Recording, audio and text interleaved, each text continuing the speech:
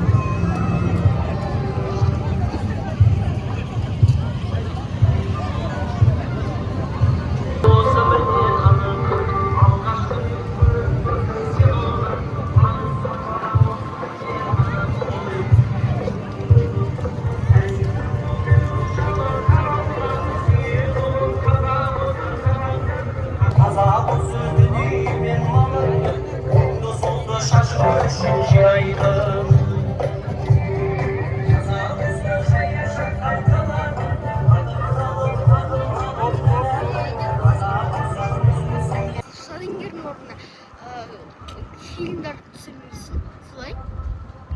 Камераға күштіресің?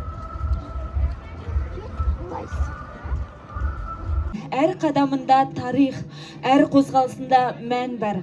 Сахнада әрбір қимыл сөйлейді, әрбір ырғақ жүрекке жетеді.